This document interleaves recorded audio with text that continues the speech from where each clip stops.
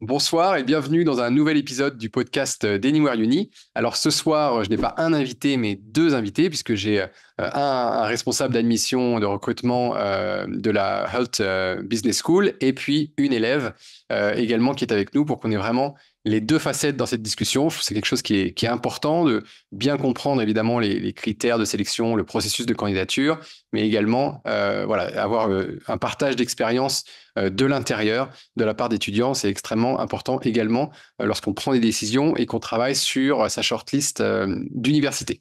Donc ce soir, je l'ai déjà mentionné une fois, on est avec la Hult Business School qui est une université, une école de commerce multi-pays. Elle n'est pas basée que dans un seul pays, donc on va en apprendre plus dans un instant. Donc je suis ce soir avec Maxime et Alessia. Bonsoir à tous les deux, merci de nous rejoindre. Bonsoir, merci pour l'accueil. Super. Donc, on a Maxime donc, qui travaille, qui est du côté de la Hult Business School, et donc Alessia qui est étudiante. C'est bien ça? Est-ce que vous voulez vous présenter un petit peu plus précisément pour nos auditeurs? Je commence? Ok, super. Enchanté tout le monde. Du coup, moi, c'est Alessia et effectivement, j'ai fait mon bachelor à la Hult sur le campus de Londres de 2018 à 2021. Mais attention, il y a aussi une particularité car maintenant, je travaille aussi pour l'école en fait. Je suis une conseillère d'admission. Donc, mon rôle est d'accompagner et guider les étudiants tout au long du processus d'admission. Et je travaille donc tous les jours avec mon collaborateur Maxime. Donc, c'est vrai que c'est une super opportunité, en fait, d'avoir étudié dans l'école et ensuite aussi voir tout ce qui se passe behind the scenes et voir donc toute la magie que fait l'équipe de recrutement et comment on aide nos étudiants au long du processus d'admission. Super. Donc, c'est assez frais encore puisque c'était il y a quelques années, donc encore Oui. très connecté avec la réalité étudiante. Super. Et donc, Exact. Maxime? Ouais, oui, juste pour parler rapidement d'Alessia, mais qui effectivement a une vraie valeur ajoutée avec tous nos candidats parce que elle peut vraiment expliquer son expérience, aller encore plus en détail sur ce qu'elle a pu faire, ce qu'elle a étudié, les différents modules que l'on propose. On vous en reparlera un petit peu après. Moi, je n'ai pas étudié à Hult, mais en tout cas, j'ai fait toutes mes études à l'étranger. Donc après le bac, je suis parti faire 4 ans d'université américaine. J'étais dans l'État de New York et puis après, j'ai fait mon master à Madrid. Donc, j'ai 5 ans d'expérience post-bac à l'étranger. Ça m'a énormément apporté à plusieurs points de vue, mais voilà, évidemment sur les langues, mais aussi sur le réseau. On sait que dans le commerce, c'est fondamental. Et donc, voilà, pour moi, ça avait du sens aussi de travailler aujourd'hui pour une école qui a des campus un petit peu partout dans le monde, pour pouvoir expliquer un peu justement tout ce que ça a pu m'apporter à nos différents candidats. Donc, voilà, Super. un peu plus de 6 mois que j'ai rejoint l'aventure Hult. Super. Alors, on va découvrir tout ça plus en détail. Alessia, est-ce que pour qu'on comprenne bien, quel est ton background? D'où est-ce que tu viens? Où est-ce que tu as été au lycée? Et comment est-ce que tu as fait ce choix de la Hult Business School campus de Londres? Alors, bon, ça se voit peut-être de mon nom et prénom, mais je ne suis pas française, je suis italienne et en fait, j'ai déménagé en France à l'âge de 6 ans. Du coup, toute ma scolarité, de la maternelle au lycée, je l'ai faite dans une école internationale. C'était un lycée avec 15 sections. Donc, voilà, c'est quand même c'est déjà pas mal. Et en fait, je me suis rendu compte que j'adorais ça. Être entouré des gens qui viennent du monde entier, qui ont des backgrounds, de culture et façons de faire que je ne connaissais pas, vraiment m'a fait acquérir une grande ouverture d'esprit.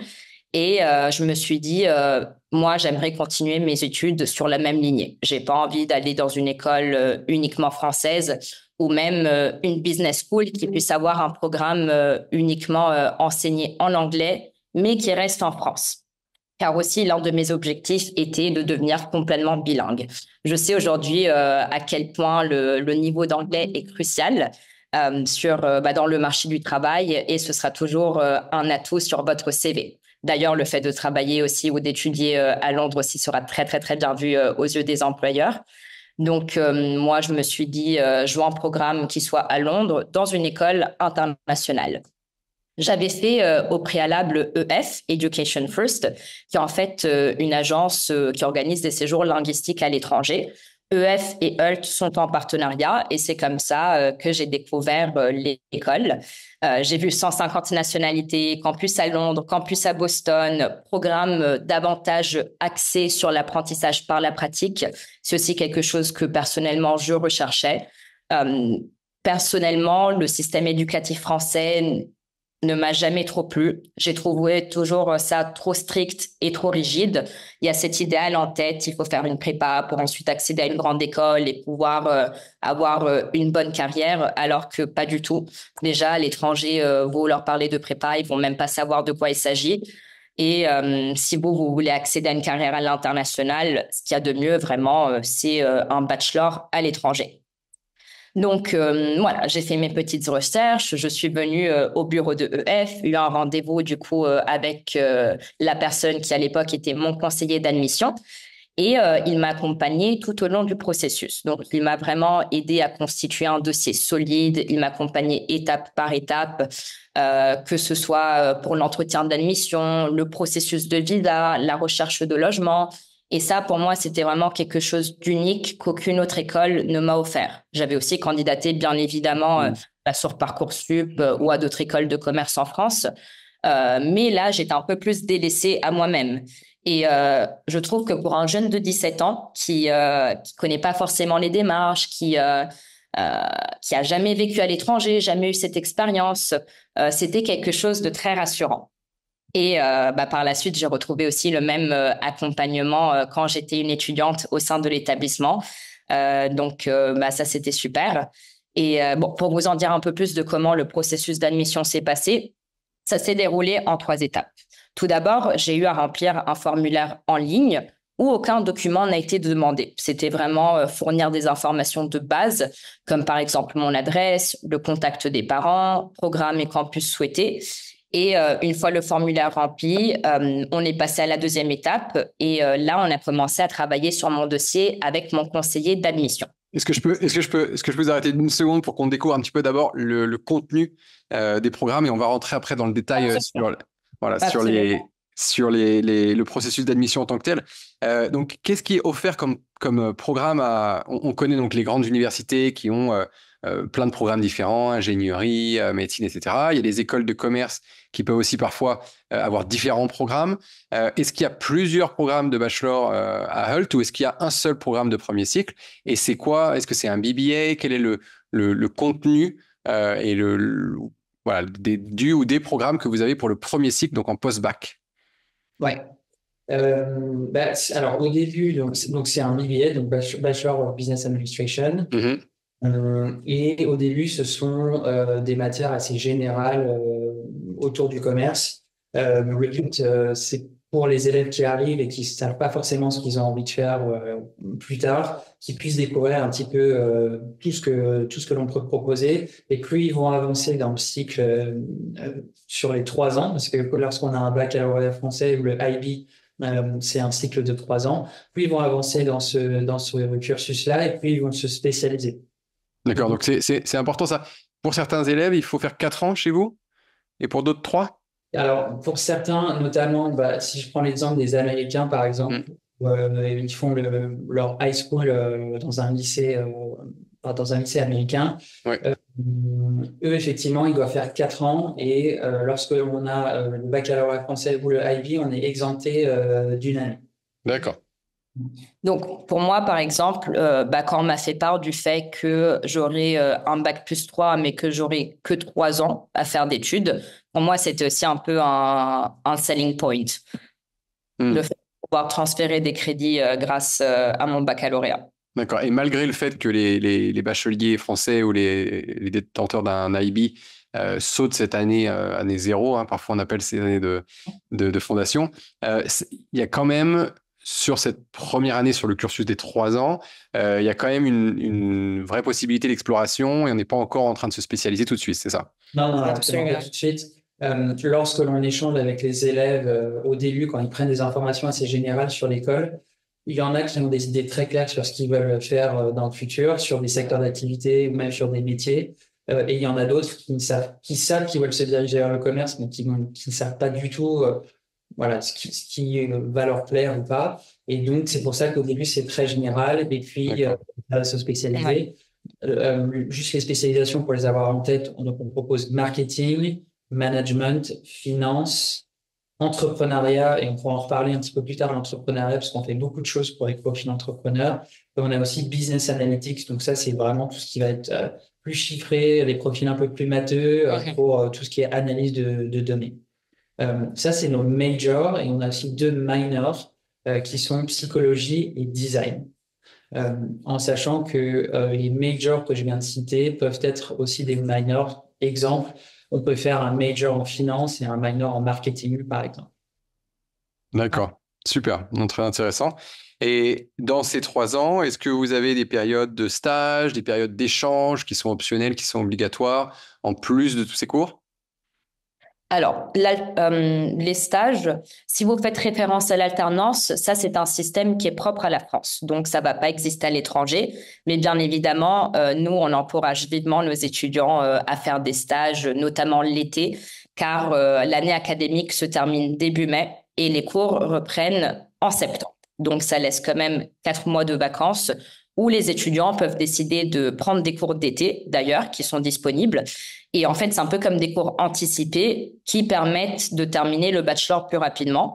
Ou bien, ils peuvent donc accéder à des stages et aussi valider des crédits par le biais de stages. Donc, ça pourrait être aussi une façon d'accélérer un peu plus le programme.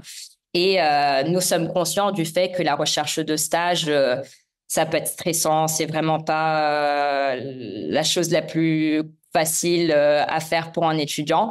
C'est pour ça que nous, on a un service carrière au sein de nos campus, qui est une team d'experts qui est là en fait pour soutenir nos étudiants. Ils les accompagnent avec la création de leur CV, la page LinkedIn.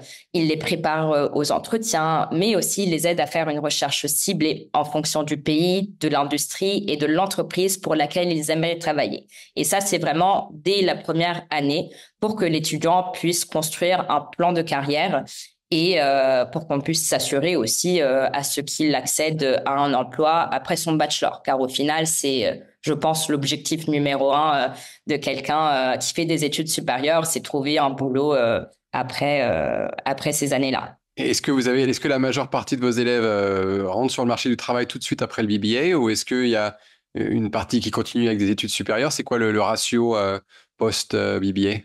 Alors, 95% de nos étudiants, entre les 6 mois après l'obtention de leur diplôme, trouvent un emploi ou poursuivent leurs études avec un master. D'accord. Et quel ratio entre les deux? J'ai pas le... Un petit peu, on a à peu près quand même les 3/4 qui se lancent vers un master. D'accord. Et voilà, on est un vrai tremplin aussi pour accéder aux meilleurs masters dans les écoles d'Europe. Donc, on a qui font des masters après leur bachelor là, qui font des masters à l'INSEAD, à Yale Business School à Madrid, à London School of Economics. Donc voilà. Et après, effectivement, comme évoqué Alessia, il y en a qui se lancent dans la vie professionnelle de deux manières. D'une manière, moi, je dirais, un peu classique, où ils vont travailler pour des entreprises. Et ils arrivent à accéder aussi aux grands leaders de certains secteurs. Donc, EY, par exemple, pour le conseil, des marques parmi les groupes LVMH pour ceux qui s'intéressent au luxe. Et il y en a aussi qui sont dans la vie professionnelle à travers l'entrepreneuriat, qui ont travaillé sur un projet de création de société pendant qu'ils étaient à Hult et qui voilà, font en sorte que ce projet puisse naître après leur bachelor. Alors, comment est-ce que vous accompagnez les profils entrepreneurs justement qui veulent monter leur start-up? Vous avez des choses un peu en interne pour des accélérateurs pour aider à bâtir ces projets-là? Oui, je vais prendre celle-là. Du coup, effectivement, au sein de nos campus, nous avons un incubateur à start-up qui s'appelle Holt Founders Lab. Donc, d'un côté, ça va permettre aux étudiants de tester la viabilité de leurs idées et aussi, ça va leur donner accès à de nombreuses ressources qui vont les exposer à l'écosystème de la start-up et de l'entrepreneuriat. On invite beaucoup de guest speakers aussi dans les salles de classe pour qu'ils puissent partager leur expérience, pour que les étudiants puissent aussi développer leur réseau. Et on met également nos étudiants en relation avec des investisseurs. Et moi, j'ai pas mal d'amis qui ont fait la HULT, qui maintenant, aujourd'hui, ont leur entreprise qui est up and running. Super. Ok. Et est-ce qu'il y a des possibilités d'échange ou est-ce que sur 3 ans, c'est un peu serré? Ou est-ce que c'est des échanges au sein de la HULT? D'ailleurs, il faut qu'on parle un petit peu plus qu'on clarifie un peu pour tout le monde les campus. Est-ce qu'on fait son campus 100% à Londres, 100% à Boston? Est-ce qu'on peut allier les deux? Est-ce que c'est exactement les mêmes programmes sur les deux campus? Comment ça marche? Ouais, c'est une très bonne question. Et la réponse est oui, on peut faire des échanges de campus et c'est un vrai atout. Donc, pour rappel, on a un campus à Londres, un campus à Boston et un campus à Dubaï. Et donc, on a des élèves qui font par exemple 3 ans à Londres, mais les échanges de campus sont tout à fait possibles. On a qui font 2 ans à Boston, puis une dernière année à Londres, vice-versa. Tous les scénarios sont possibles. Ce qui est intéressant, c'est que ça permet plusieurs choses. Un, de découvrir un nouveau pays, une nouvelle culture, etc. De se faire de nouveaux amis, mais aussi de créer un réseau qui va être encore plus vaste. Le programme est le même, mais ça permet d'avoir des professeurs différents qui vont aussi peut-être avoir une vision différente. Donc voilà. Et donc on encourage, tout le monde ne le fait pas, mais on encourage en tout cas les changements de campus parce que pour toutes les raisons que je viens d'évoquer. Oui. Et aussi pour retourner sur l'entrepreneuriat, on a un incubateur de start-up au sein du campus, mais notre école aussi organise chaque année une compétition. En fait, il s'agit d'un concours annuel international d'entrepreneuriat social qui vise à encourager les jeunes à développer des solutions innovantes pour résoudre les problèmes sociaux et environnementaux les plus pressants de nos jours. Ça a été créé par un de nos alumni. Aujourd'hui, c'est surnommé le Nobel Prize des jeunes et c'est sponsorisé par l'ancien président américain Bill Clinton. Donc voilà, chaque année, c'est l'un des objectifs du développement durable des Nations Unies qui est remis en cause et c'est les universités du monde entier qui participent, pas que la HULT. Donc voilà, ça c'est super aussi pour se lancer dans l'entrepreneuriat dès la première année. Et le groupe gagnant remporte $1 million pour pouvoir ensuite financer sa start-up. Donc ça peut vraiment aider les étudiants à propulser leur projet et accélérer en fait tout ce processus. Ouais, super. Et alors, au sein de la HULT, vous parliez de beaucoup de nationalités. C'est quoi est-ce qu'il y a des ratios de pays qui sont plus ou moins représentés à Londres, à Boston, ou est-ce que c'est vraiment complètement international, quel que soit le campus? C'est plutôt la deuxième réponse. Il n'y a pas de race, il y a vraiment des gens qui viennent. Donc, on a à peu près 150 nationalités différentes sur le campus. Tous les continents, évidemment, sont représentés, presque tous les pays. Donc, voilà. Après, on n'a pas de ratio particulier, mais en tout cas, pour parler de la France plus particulièrement, on en a quand même une majorité qui choisissent plutôt d'aller à Londres, c'est à peu près 80%, parce que c'est plus proche de chez eux, ça permet aux familles de pouvoir venir les voir plus régulièrement, c'est un peu plus rassurant aussi d'être plus proche. Donc voilà, mais après, à peu près 20% à Boston. Et juste une courte parenthèse par rapport à Dubaï, ça ouvre là, ça va ouvrir à partir de la rentrée de septembre 2025. Donc là, on est sur ce campus. C'est campus tout neuf. Ouais. Et d'ailleurs, on essaye tout de même de maintenir un cap de nationalité. Donc, aucune nationalité ne va représenter plus de 10% de notre corps étudiant. Ah, ça, c'est super. Pour qu'il y ait quand même une diversité qui reste, en fait. Ok, bon, super. Est-ce que le diplôme qui est obtenu, donc le diplôme de BBA, est-ce que c'est un diplôme anglais, américain? Est-ce que c'est le même diplôme qu'on aille à Boston, qu'on aille à Dubaï, qu'on aille à Londres? Je comprends. Oui, alors, oui, il s'agit exactement du même diplôme. Ce sera un diplôme américain, mais qui, attention, est mondialement connu. L'école est triple accréditée. On est d'ailleurs la première école de commerce américaine à avoir obtenu la triple accréditation, ce qui nous positionne dans le top 1% des business schools dans le monde. Donc, le diplôme est mondialement connu et nos étudiants vraiment peuvent travailler depuis n'importe quel pays suite à leur bachelor. Ok, super.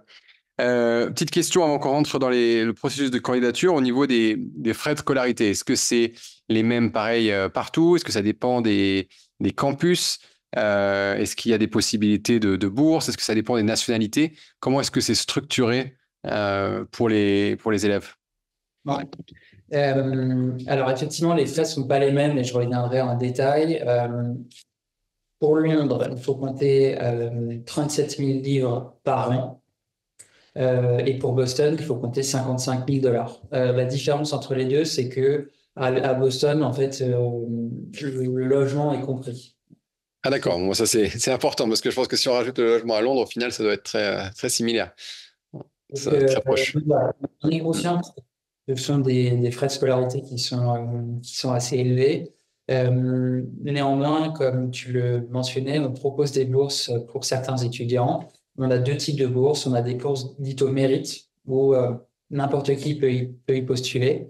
Donc, on regarde le profil de manière générale et après, il y a un travail à faire de la part du candidat pour expliquer pourquoi il fait cette demande de bourse. Et après, on a des bourses dites aux besoins. En fait, on a vraiment des profils géniaux qui postulent chez nous chaque année, mais pour certains, c'est compliqué de pouvoir le financer, notamment parce que aussi ils ont peut-être des frères et sœurs et que voilà, pour une famille, quand on a plusieurs enfants à charge, bah, ça peut être compliqué. Et donc, dans ce cadre-là, on a des bourses dites aux besoins, où là, il va demander un petit peu plus de documents de la part de la famille notamment. Et voilà, ça, on peut leur octroyer une bourse supplémentaire. Les deux sont cumulables. On a une bourse aussi qu'on appelle Academic Excellence. On a des élèves qui sont brillants au lycée, donc on veut pouvoir aider ce type de profil aussi. Donc voilà, on a plusieurs types de bourses qui font que on va pouvoir réduire les frais de scolarité. Alors, on n'a aucun élève qui qui ne paye pas ses études en HULT, mais en tout cas, on est en mesure de pouvoir les réduire. D'accord. Donc, j'étais moi-même bénéficiaire de bourse à l'époque. Pour moi aussi, c'était un prix qui rentrait pas dans le budget de mes parents, mais moi, je voulais absolument cette école. Donc, j'ai beaucoup bossé. Hein. J'ai réussi à avoir mention très bien au bac, ce qui donc m'a valu la Academic Excellence Scholarship. Ensuite, j'ai candidaté à d'autres bourses. Et de cette façon, j'ai réussi à me permettre l'école. Mais c'est pour ça que je dis à tous les étudiants, ne vous faites pas freiner par les frais de scolarité. Si vous êtes motivé, si vous êtes engagé tout au long du processus, qui sait, peut-être que vous arriverez à obtenir des bourses et réaliser votre rêve comme moi j'ai pu le faire. Et donc là, ce que propose HULT et effectivement que peu d'écoles et d'universités proposent, c'est donc il y a chaque élève qui candidate, qui est dans le processus de candidater, va avoir une personne assignée qui va l'accompagner dans les démarches et du coup, j'imagine aussi dans les potentielles démarches de bourse. C'est comme ça que ça fonctionne? Exactement. Ça, c'est mon rôle en fait. Je suis une conseillère d'admission. Et pour le coup, je dis à mes étudiants, vous êtes dans des bonnes mains parce que moi-même, je suis passée par ce processus. Donc voilà, qui de mieux pour vous conseiller par rapport à ça? Super. Alors, revenons sur le processus. Donc au début, les élèves peuvent remplir un formulaire d'intérêt, d'expression d'intérêt, j'imagine, sur votre site. Et ensuite, il y a une première prise de contact. C'est ça? Oui, tout à fait. Donc, je fais une petite précision par rapport au marché français. Comme on est une école de commerce américaine, on ne dépend pas de Parcoursup. Donc, en fait, on a déjà beaucoup de candidatures. On a déjà des élèves qui sont acceptés pour la rentrée de septembre 2025. Donc, voilà. Pour ceux que ça pourrait intéresser. C'est maintenant. Je vous déconseille d'attendre juin-juillet. Juin-juillet. Après, il y a l'obtention des visas plus tard, donc c'est formidable. Je fais juste une courte aparté sur les bourses parce qu'on en a parlé. On a un budget. On est une société à but non lucratif, c'est-à-dire que tous les bénéfices qui sont générés chaque année sont utilisés pour investir dans notre école de manière générale. Donc, ça peut être pour agrandir des campus, pour recruter des nouveaux professeurs, mais c'est aussi avec ces bénéfices-là que l'on a des bourses. Et donc, on a un budget chaque année qui est dédié aux bourses.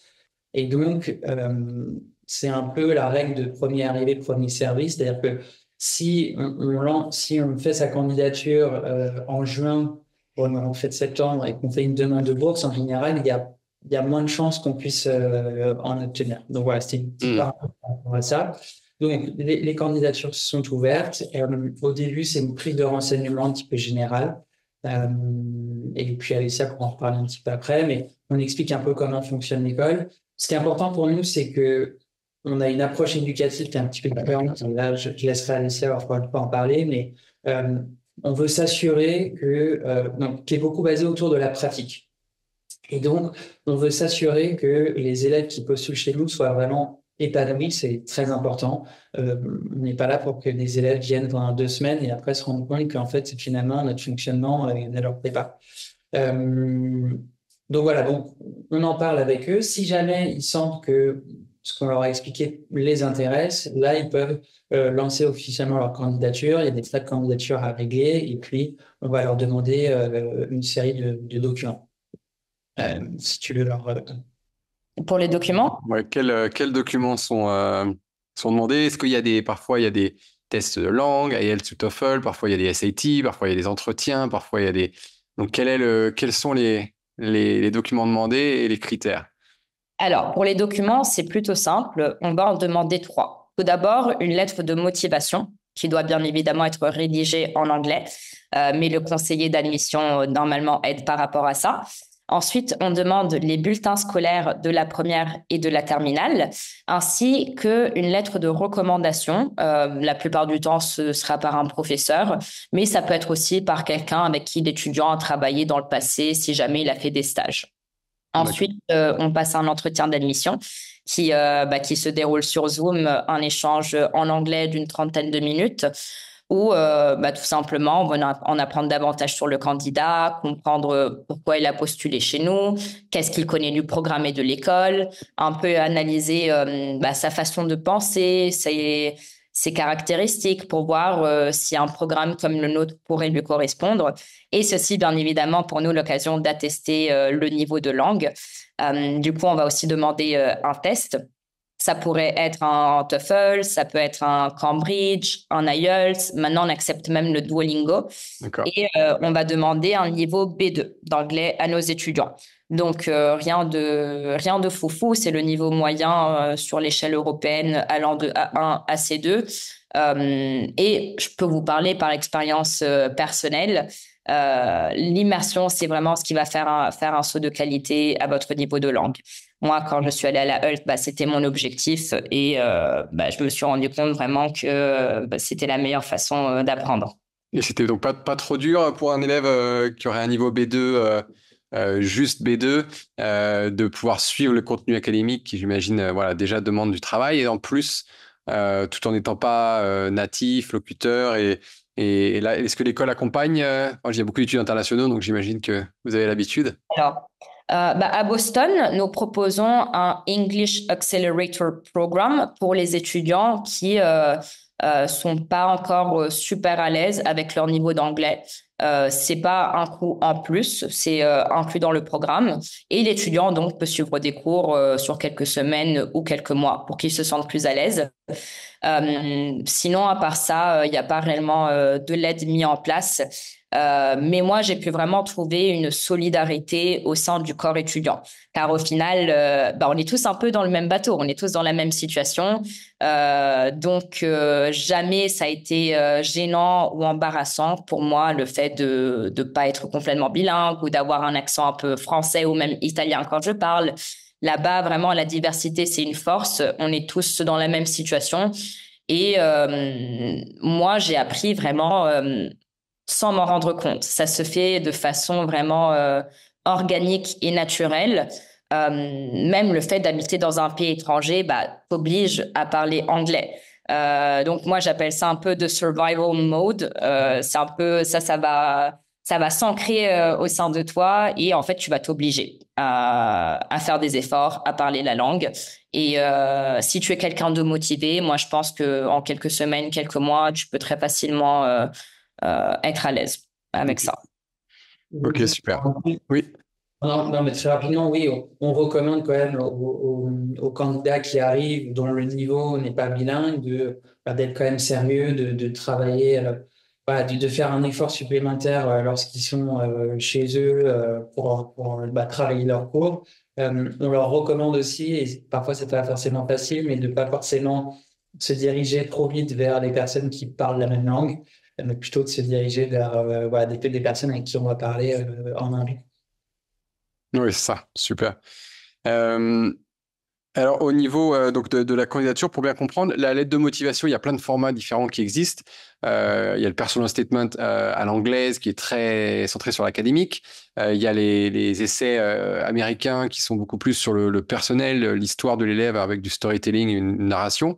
Et puis, il y a les lettres de motivation un peu classiques, standards, qui expliquent les motivations vers un programme, vers une école en particulier. Euh, Quel type de lettre de motivation est-ce que c'est la lettre de motivation pour Alt?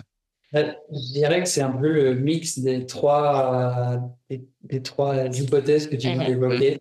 Euh, on regarde de manière générale sur les profils, on va regarder leur niveau académique et leurs notes, mais il n'y a pas que ça qui nous intéresse. On aime beaucoup les profils qui, par exemple, parlent plusieurs langues. Ça peut venir de leurs parents ou de leurs différentes expériences qu'ils ont pu avoir à l'étranger. On aime beaucoup aussi les candidats qui font des activités extrascolaires, donc ça peut être du sport, de la musique, de l'art. On a des candidats aussi qui font du volontariat. De manière générale, on aime beaucoup les profils qui sont ouverts d'esprit, qui font beaucoup de choses. Euh, voilà, donc c'est vraiment une vision un peu holistique où voilà, on regarde tout. C'est ça, ouais. Plutôt à l'américaine, plutôt holistique dans l'approche. Et Moi, j'aime bien envoyer, j'aime bien envoyer un template à mes étudiants, en fait, pour qu'ils savent à peu près comment construire leur lettre de motivation. Et habituellement, tu commences par t'introduire, tu parles un peu de ton background, tes passions, centre d'intérêt. Et ensuite, tu passes sur la partie comment est-ce que tu as connu l'école, pourquoi tu souhaites intégrer l'école et quelles sont tes attentes. D'habitude, ça, c'est un peu le format qu'on suit. Ok, super. Et donc l'entretien, à part voilà, avoir bien faire ses recherches sur l'école, sur le programme, être capable de parler de son projet, d'exprimer voilà, ses ambitions et le fait qu'on ait un bon fit avec le programme, c'est pas un entretien de contenu avec des notions particulières qui vont être abordées, c'est plus un entretien de motivation. C'est bien ça. Ouais, exactement. Et bon, on va pas dévoiler les questions ici, mais il y a pas de piège. Le but, c'est vraiment d'en savoir davantage sur le profil, effectivement, pourquoi le commerce, pourquoi l'étranger, quelles sont ses motivations, quelles sont ses aspirations aussi dans le futur, et quel type on va dire, de profil, de manager, de personnes il serait en classe ou plus tard au sein d'une entreprise. Ouais. Donc, voilà un peu comment ça se déroule. Ouais. En aucun cas, on va tester les connaissances académiques ou commerciales des étudiants parce que à 17 ans, ils vont pas avoir des notions du business. Même les cours qu'ils font en SES n'ont pas forcément beaucoup à voir avec ce qu'ils vont voir plus tard chez nous. Donc, voilà, on essaye d'être le plus juste possible. Ok, donc on a bien compris la vision, le profil que vous recherchez qui est plus holistique, un peu plus à l'américaine, ce qui est normal puisque vous êtes une business school américaine. Et au niveau du profil académique, qu'est-ce que vous recherchez? Est-ce qu'il y a des spécialités qui sont plus conseillées que d'autres? Est-ce qu'il faut garder les maths jusqu'au grade 12, jusqu'en terminale? Voilà, quel type de notes? Est-ce qu'il y a un peu un seuil de notes qu'il faut viser? Au Royaume-Uni, on sait que souvent les universités spécifient de manière très claire, voilà, tel niveau d'entrée, tel type de spécialité, tel type de notes. Comment est-ce que ça se passe pour la Holt? Ouais, sur les spécialités, on est assez ouvert d'esprit dans le sens où il y a pas, enfin, si on fait pas de maths en spécialité jusqu'en terminale, c'est pas pour nous, c'est pas un critère particulier. Donc en fait, on peut postuler chez nous en ayant n'importe quelle spécialisation. Donc ça c'est important. Après sur les notes, on a des élèves qui ont 17, 18 de moyenne générale. On en a d'autres qui sont plutôt autour de 13, 14, mais qui ont des profils, on va dire un peu exceptionnels dans le sens où ils ont travaillé, ils ont vécu à l'étranger, ils font du sport à haut niveau. C'est des exemples que je donne, il y en a plein d'autres, mais voilà, c'est pas parce que on n'est pas dans le top 1% de sa classe que on ne peut pas postuler chez nous. D'accord. Donc, assez ouvert par rapport, voilà, du moment qu'il y a j'imagine, une logique, voilà, dans le cheminement académique de l'élève. Est-ce que vous seriez ouvert à des profils de bac technologique de type STMG sur le système français? Ou de type pour l'IB, IBCP, l'IB Carrier? Ouais, Oui. j'ai pas les statistiques. Je sais qu'on en a certains et Ouais. encore une fois, ouais, enfin, on est très ouvert. Il n'y a pas des règles entre guillemets, Aucun profil. On accepte tout type de diplôme, pour le coup.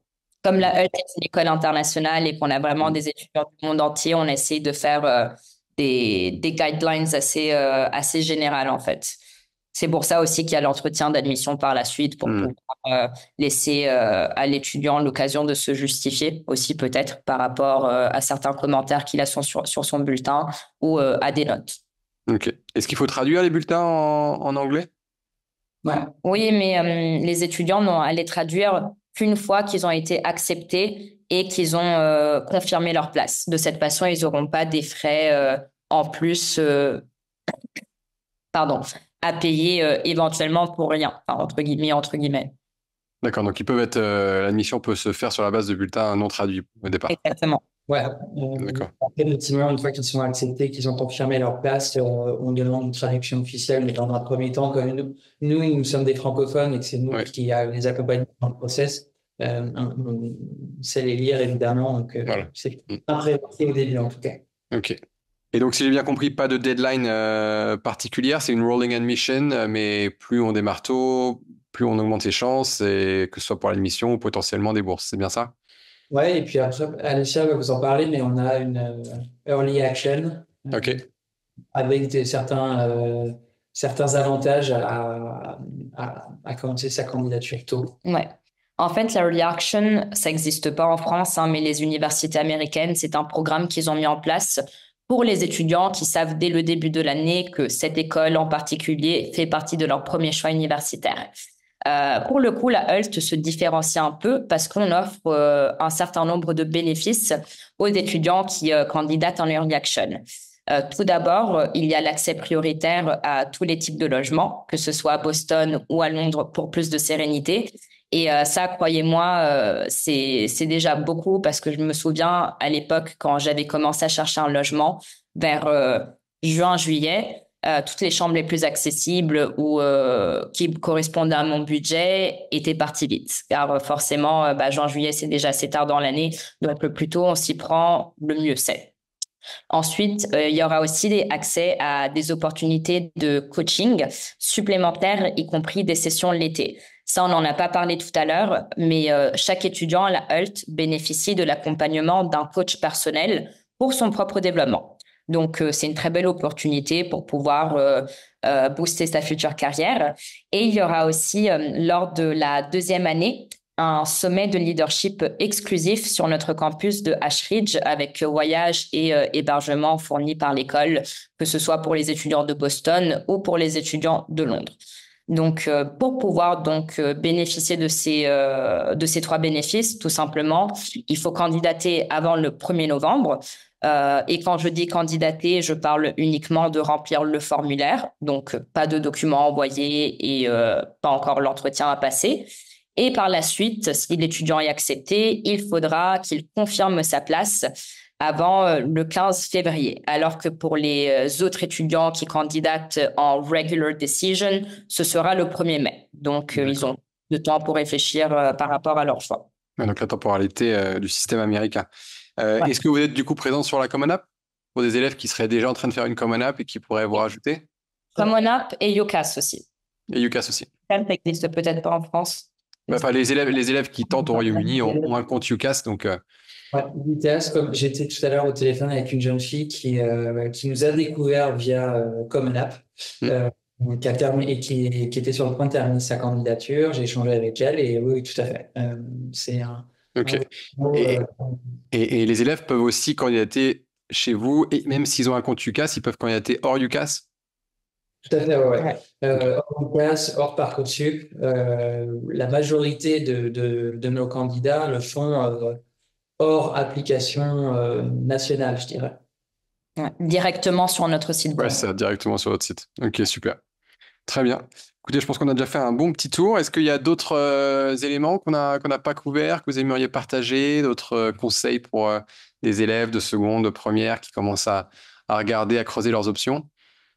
Le conseil qu'on peut leur donner, comme je le disais, on a envie que nos jeunes soient épanouis et on sait qu'ils le sont. Et c'est pour ça qu'on fait ce travail-là aussi en amont. Mais on a vraiment un niveau de satisfaction qui est extrêmement élevé chez nous. On n'a quasiment aucun élève qui décide de transférer, de partir de Hult.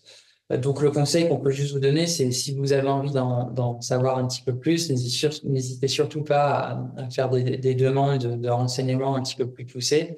On le fera avec plaisir. C'est ce qui nous anime aussi tous les jours, c'est de pouvoir parler de nos différentes expériences, Alessia à Hult, moi à l'étranger, de leur donner un petit peu plus d'infos, de ne pas avoir peur et que voilà, ça n'engage en rien, absolument rien, de prendre quelques infos. Absolument.